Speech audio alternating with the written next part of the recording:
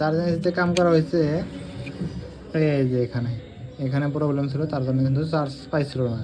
Vivo Y21 এটা actually ছিল dead, যেহেতু আমার কিছু অফ পাইছিলাম তাহলে ডেডে ধরা লাগে।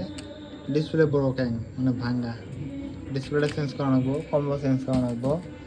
কম্বো চেঞ্জ করে দেখি চার্জিং অ্যাসিড কাম করে না। চার্জিং অ্যাসিডটা যাই হোক প্রবলেমটা সলভ করলাম, সলভ করার পরে এখন কানেক্টরের মধ্যে প্রবলেম, কানেক্টরটা এখন চেঞ্জ করা লাগবো। এবং এই যে এখানে যে পাওয়ার কে বটম আছে এটাও ভেঙে গেছে গা, এটাও বানানো লাগবো।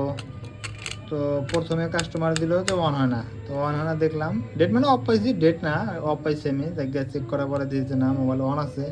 ডিসপ্লেটা চেঞ্জ করলাম, ডিসপ্লেটা চেঞ্জ করার পরে এখন দিয়েছে চার্জিংয়ে প্রবলেম, চার্জিং আছে অল্প কাম করা হলো, চার্জিং কানেক্টরটা এখন কাম করা লাগবো, তারপরে পাওয়ার কেটা কাম করা লাগবে।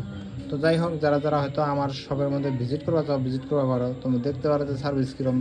যদি ভিডিও দেখে আসো অবশ্যই কিন্তু ডিসকাউন্ট আছে। আর আমি এই মোবাইলটা রেডি করে না হয়তো তোমাদেরকে পরে দেখাবো আর কি। তার মানে ডিসপ্লে লাগানো হবো, পিন কানেক্টর লাগানো লাগবো, চার্জিংয়ে কাম করা হয়েছে আর কি। চার্জিং এসিতে কাম করা হয়েছে এই যে এখানে এখানে প্রবলেম ছিল, তার জন্য কিন্তু চার্জ পাইছিল না। তো এখন চার্জ পায় আর ছেড়ে দেয়, পায়ে ছেড়ে দেয়। এখন আবার চার্জিং কানেক্টরটাও চেঞ্জ করা লাগবে। তো ডিসপ্লে চেঞ্জ করার পরে পাওয়ারকে বানানো হলো, এই যে এটা নষ্ট ছিল।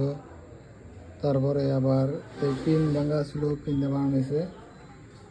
আর ডিসপ্লে চেঞ্জ করা হয়েছে। চার্জিং সবসময় চার্জিংয়ের মধ্যে কামা ছিল, ওটা সলভ হয়েছে। মোবাইল কিন্তু এখন টনটনা। তো এরকম সার্ভিস যদি পাইতে যাও তাহলে কিন্তু আমার দোকানের মধ্যে ভিজিট করা ভালো। যদি ভিডিও দেখে আসো তাহলে কিন্তু অফার আছে সবার জন্য।